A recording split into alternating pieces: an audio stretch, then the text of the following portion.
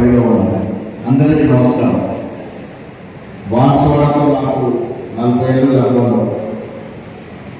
1986లో బాలరెడ్డి గారు DCC అధ్యక్షున్నప్పుడు junior కళాశాలలో విద్యార్థి సంఘం ఎన్ఎస్యూలో గెలిస్తే ఆ విద్యార్థి సంఘం మొదటి ఫంక్షన్ ఇవ్వడం జరిగింది.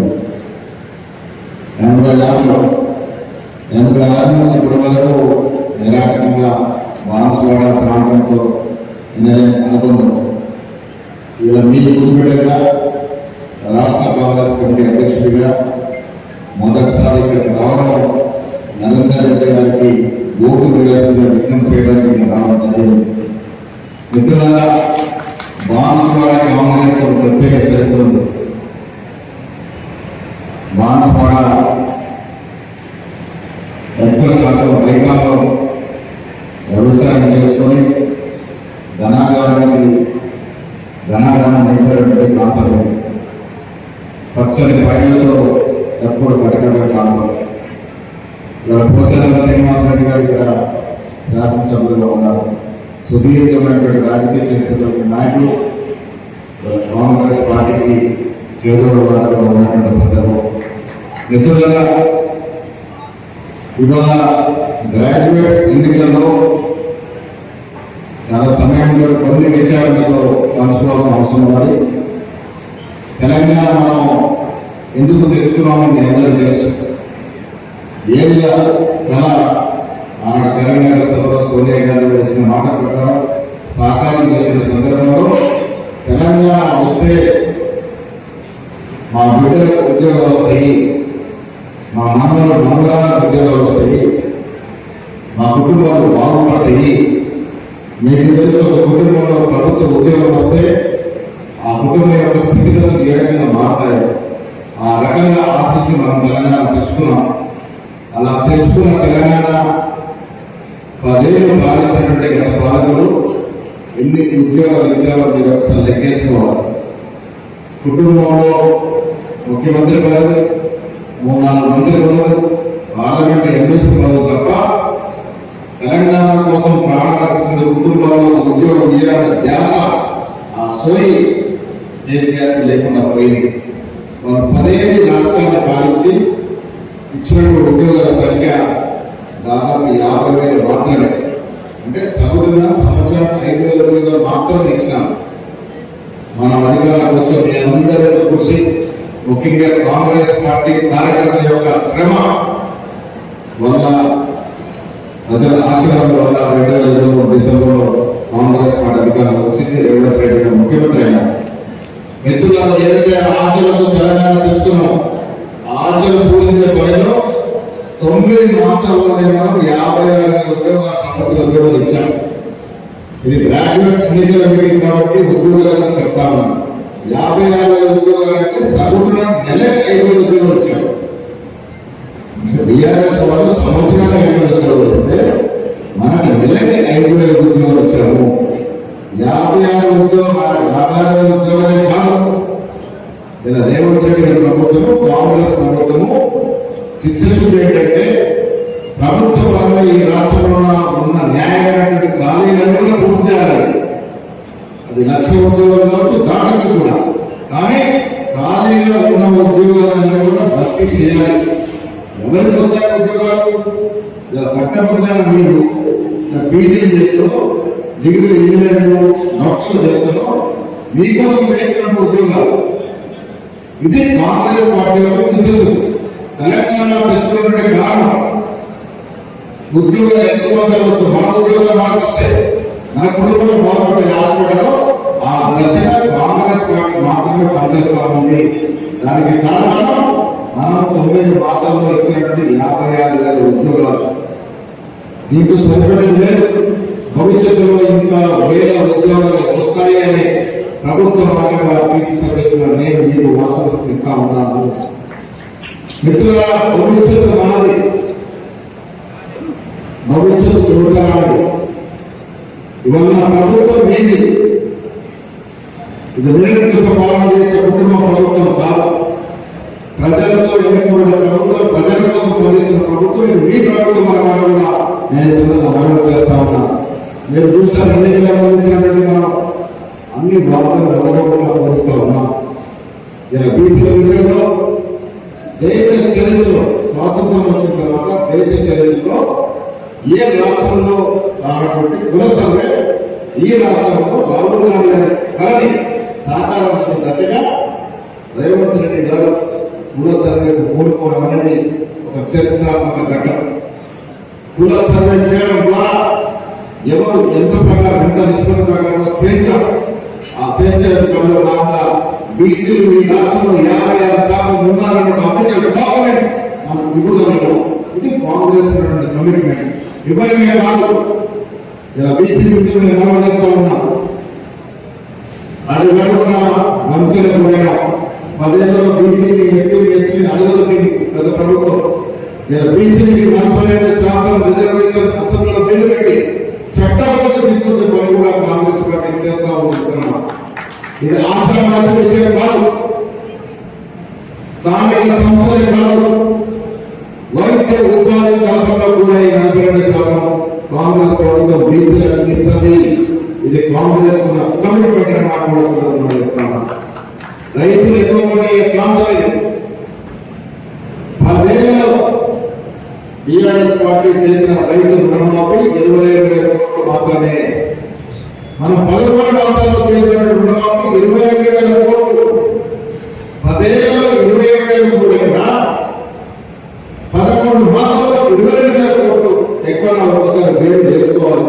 ఇంకా రావాల్సింది రైతు రుణమాఫీ రావాల్సింది డెఫినెట్ గా ఇస్తాం.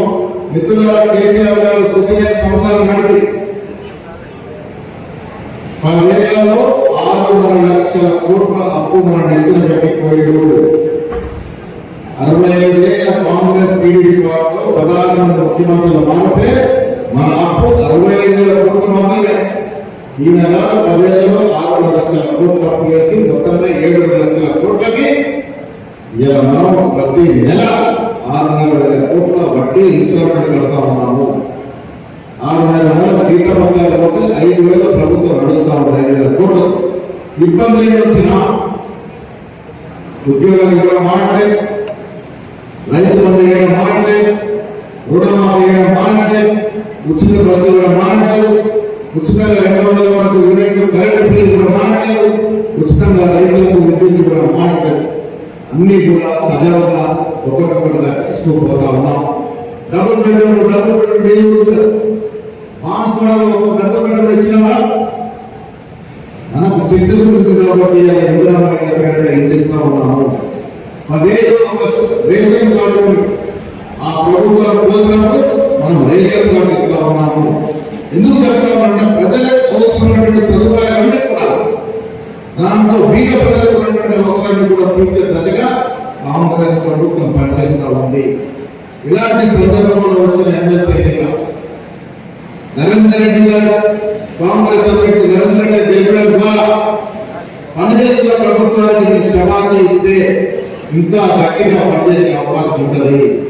రేవంత్ రెడ్డి గారు, బట్టి విక్రమార్క గారు, మంత్రులందరూ కూడా గట్టిగా పనిచేసే తరుణంలో కాంగ్రెస్ అభ్యర్థిని మంచి మెజార్టీ గెలిపిస్తే శభాషంతో ఇంకా ముందుకు పోతామన్న మాట కూడా ఈ సందర్భాన్ని మనం చేస్తా ఉన్నాను. మిత్రులను గుర్తుపెట్టుకోండి, కాంగ్రెస్ పార్టీ మిగతా వాళ్ళ అర్థాలు ప్రకటన చేయడం, ఆచరణ సాధ్యంగా వాగ్దానాలు ఇవ్వడం, దాన్ని వదిలేయడం, చెయ్యదు కాక చెయ్యదు, ఇచ్చిన ప్రతి మాట నిలబెట్టుకుంటాం. వచ్చే రోజుల్లో ఇంకా వేల కొద్ది ఉద్యోగాలు ఇస్తాం. ప్రభుత్వం కార్యాలయం ఇస్తాం. గ్రాడ్యుయేట్ గా పీజీలు చేసిన, డిగ్రీలు చేసిన ఇంజనీర్స్ మీ అందరికీ కూడా ఉద్యోగ అవకాశం ఇచ్చే పరిస్థితిగా ఆ దశగా కాంగ్రెస్ పార్టీ పనిచేస్తుందని మాట కూడా ఈ సందర్భంగా మనం చేస్తా ఉన్నాం. మిత్రులు, నరేంద్ర రెడ్డి మాటలు చెప్పాలి. యువకుడు నరేంద్ర రెడ్డి గారు కష్టాలతో పైకి వచ్చిన వ్యక్తి, ట్యూటోరియల్స్ నడుపుతూ సంస్థలకు ఎదిగిన వ్యక్తి, కొన్ని వేల లక్షల మంది గ్రాడ్యుయేట్ చేసిన సంస్థలు నడుపుతున్నటువంటి వ్యక్తిగా ఒక విద్యావంతుడిగా మీ ముందు నిలబడున్నాడు. ఇలాంటి వ్యక్తిని గెలిపిస్తే కాంగ్రెస్ పార్టీ ప్రభుత్వంలో ఉంది. గ్రాడ్యుయేట్ల సమస్యలు కానీ, నిరుద్యోగుల సమస్యలు కానీ, ఉద్యోగస్తుల సమస్యలు కానీ ముఖ్యమంత్రి దృష్టికి తీసుకెళ్లి తీర్చే పనిలో భాగంగా నరేంద్ర రెడ్డి గారు ముందుంటారనే కూడా ఈ సందర్భంగా మనం చేస్తా ఉన్నాను. మీ అందరూ విజ్ఞప్తి చేస్తా ఉన్నాను. మీ గ్రామాల్లో చుట్టాలు బంధువులు గ్రామీణ వాస్తవం చెప్పండి. 2 కోట్ల ఉద్యోగాలు ఇస్తారన్న మాట వాస్తవమా కాదా? 2014లో ప్రధానమంత్రి ఉన్న మోడీ గారు ప్రతి సంవత్సరం 2 కోట్ల ఉద్యోగాలు ఇస్తారా లేదా? ఇవాళ ఎన్ని కోట్ల ఉద్యోగాలు ఇచ్చారో అసలు లెక్క పెట్టుకోవాలి. 11 సంవత్సరాలు ఏంటి? ఎన్ని ఉద్యోగాలు? 22 కోట్ల ఉద్యోగాలు కావాలి. 22 కోట్ల ఉద్యోగాలు దేవుడు కానీ ఉన్న ఉద్యోగాన్ని తీసేశారు. బీజేపీ ప్రభుత్వం అధికారం వచ్చిన తర్వాత ఉన్న ఉద్యోగాలు తీసేశారు. ఉన్న ప్రభుత్వ రంగ సంస్థలు ఆనాడు నెహ్రూ ఇందిరాగాంధీ దూరదృష్టి ప్రభుత్వ రంగ సంస్థలు కూడా అదాని అంబానీ అమ్మేసినారు. మొత్తం ప్రైవేటీకరణ చేసి నడుపుతున్న ప్రభుత్వం ఆ పార్టీ తరఫున 2 కోట్ల ఉద్యోగాలు సంవత్సరాలు మోసం చేసిన బీజేపీ పార్టీ తరఫున అభ్యర్థిని మనం ఓటేద్దామా? నిజంగా చిత్తశుద్ధితో పనిచేస్తూ ఉద్యోగాలు చేస్తూ మన రాష్ట్రంలో కాంగ్రెస్ పార్టీ ఓటేద్దామా? విఘ్నులైనటువంటి గ్రాడ్యుయేట్స్ నిర్ణయం చేసుకోవాల్సిన అవసరం లేదు. ఆ 2 కోట్ల ఉద్యోగాలు మోసం చేసిన అభ్యర్థికి దొంగచాటుగా సపోర్ట్ చేస్తున్న టీఆర్ఎస్ పార్టీ నిలబడితే డిపాజిట్ తెలిసిన టీఆర్ఎస్ పార్టీ మన మీద కోపంతో మన మీద అక్కస్తూ ఉద్యోగాలు ఇస్తారని మోసం చేసిన పార్టీకి లోపాచారంగా సపోర్ట్ చేస్తుంది. మిత్రుల బీజేపీ పార్టీ టీఆర్ఎస్ పార్టీ వేరే కాదు. 10 ఏళ్ళుగా కలిసి ఉన్నారు. ఇప్పుడు కూడా కలిసి ఉన్నారు. దొంగ చాటు వ్యవహారం నడుస్తా ఉంది. లోపాచారంగా పార్లమెంట్ ఎన్నికలు ఏ రకంగా TRS party BJP party support చేసిందో ఆ రకంగా ఇవాళ కూడా ఎమ్మెల్సీ ఎన్నికల్లో లోపాచారంగా సపోర్ట్ చేస్తా ఉన్నారు. ఒకరేమో 2 కోట్ల ఉద్యోగాల పేరుతో మోసం చేశారు. ఒకరేమో మనకు ఇంటికో ఉద్యోగాన్ని మనందరినీ మోసం చేసిన పార్టీ. ఈ 2 పార్టీ కలయిక అనైతిక కలయిక. మిత్రులారా జాగ్రత్తగా ఉండాలి. అలాంటి వారిని ప్రోత్సహిస్తే వాస్తవంగా ప్రజల కోసం పనిచేసిన నాయకుడు బాధపడే వస్తుంటుందని మాట్లాడుకునే సందర్భం చేసుకోవాలి. నేను పెద్దలు జూపల్లిలో చెప్పాను. ఈ ప్రాంతంలో ఈ ఎన్నిక జరిగిన ప్రాంతంలో 8 మంది బీజేపీ ఎంపీలు ఉన్నారు. నలుగురు బీజేపీ ఎంపీలు ఉన్నారు. నలుగురిలో ఒక మంత్రి ఉన్నాడు. నేను మీ దగ్గరికి ఏమైనా బీజేపీ ఓట్లాడాలని వస్తే ఈ బడ్జెట్లో తెలంగాణకు తెచ్చి మీరు అడగాలని విజ్ఞప్తి చేస్తా ఉన్నాను. చేతగానే లీడర్లు ఫలితమైన లీడర్ల వల్ల కేంద్ర బడ్జెట్లో తెలంగాణకి గుండు సున్నాల్సింది. సిగ్గుగా తొలగించుకోవాలి. గుండు సున్నాంటే గుండు సున్నా. ఆంధ్ర కొంత బడ్జెట్ వచ్చింది. బీఆర్ఎస్ ఎన్నికల బడ్జెట్ పెట్టారు.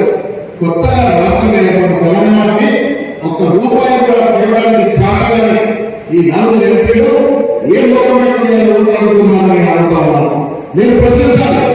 మీ దగ్గరకు వచ్చినప్పుడు మీకు చాలకాలే కదా, బడ్జెట్ రూపాయలు కదా, ఎందుకు ఓట్లాడుతున్నారు? మేము ఎందుకు మీకు ఓటేయాలని ప్రశ్నించాల్సిన చేస్తా ఉన్నాను. పని లేదు. కేంద్ర ప్రభుత్వం గమనించిన కాదు. ఎన్నికల మాత్రం గెలవాలి. అది కూడా దేవుడు పేరు. అంటే నాయన 3 సార్లు దేవుడు పేరు అంటే ఓటు అడిగారు. నేను ఇలా మోడీ గారిని బీజేపీ గారిని సూటి కలుగుతా ఉన్నాను. మీకు తక్కువ ధైర్యం ఉంటే ఈ 10 ఏళ్ల కేంద్ర ప్రభుత్వ పాలనలో ఏ వర్గాన్ని ఏమి చేశారో అది చెప్పి ఒకసారి ఓటాడారు. ఉద్యోగస్తులు ఏం చేశారు, నిరుద్యోగులు ఏం చేశారు, పేదవారికి ఏం చేశారు, బీసీ ఎస్టీ మైనార్టీ ఏం చేశారు? మీరు పెట్రోల్ డీజిల్ ధరలు పెంచి ప్రభుత్వం వ్యాపారం చేసి లక్షల కోట్లు గడించింది. సామాన్యుడు వెంటగించింది. సామాన్యుడు బతకలేని పరిస్థితికి ఇలా బీజేపీ ప్రభుత్వం పరిస్థితులు తీసుకొచ్చింది. ఇవాళ మళ్ళీ వచ్చి పోగొడుతా ఉన్నారు. దేవుడు వచ్చిన దేవుడు ఉన్నారు. మేమందరం కూడా పొద్దున పూజ చేసుకునే బయటకు రావు. కానీ దేవుడు పేరు ఎందుకు అడిగే పరిస్థితి రావు. పని చేస్తామని పోగొడతాం, పని చేసి చూపించి పోగొడతాం. అదే కాంగ్రెస్ నాయకులు మాట ఈ సందర్భంలో మనం చెప్తా ఉన్నాం. ఇలా ధైర్యంగా జరుపుతా ఉన్నాం. ఆర్థిక నిర్బంధం ఉన్నా ఇవ్వాల్సిన సంక్షేమం, ఇవ్వాల్సిన అభివృద్ధి ఇస్తా ఉన్నాము. ఎక్కడ కూడా ఆపట్లే వెనుక ముందు కావచ్చు, కానీ ఇచ్చిన ప్రతి మాటలు నిలబెట్టుకుంటాం. ఇలా నరేంద్ర ఎన్నికలు ఇచ్చిన మాటలు నిలబెట్టుకుంటాం. మేము ఇలా మాట ఇస్తా ఉన్నాం. వచ్చే రోజుల్లో ఖాళీగా ఉన్నటువంటి ప్రభుత్వ ఉద్యోగాలని భర్తీ చేస్తాం. ఇదే నరేంద్ర రెడ్డి అభ్యర్థులు పక్కన పెట్టుకుని వాగ్దానం చేస్తా ఉన్నాం. మిత్రులారా, వచ్చే రోజుల్లో ఈనాడు రేవంత్ రెడ్డి అభ్యర్థులతో కాంగ్రెస్ ప్రభుత్వ ఖాళీ ఉద్యోగాలని భర్తీ చేస్తాము. వీరకాలను వాగ్దానం చేస్తాము. బీసీ, ఎస్సీ, ఎస్టీ, మైనారిటీ అన్ని రకాలుగా ఆదుకుంటామన్న మాట కూడా ఈ సందర్భంగా అమలు చేస్తా ఉన్నాం. మిత్రులారా, ట్రాన్స్ఫార్మర్కి ఒక పటిష్టమైన చరిత్ర ప్రాంతం ఇది, పట్టుదలైన ప్రాంతం, పౌరుషమైన ప్రాంతం ఇది. మీ అందరూ విజ్ఞప్తి చేస్తా ఉన్నా, ఒక్క ఓటు కూడా పొరుగు కాకుండా కాంగ్రెస్ సభ్యుడికి వేయాల్సిన విజ్ఞప్తి చేస్తా ఉన్నాను. 2వ నంబర్తో నరేంద్ర రెడ్డి పక్కన 1 నంబర్ రాసి ఓటు వేయాల్సిందిగా మీ అందరికీ విజ్ఞప్తి చేస్తా ఉన్నాను.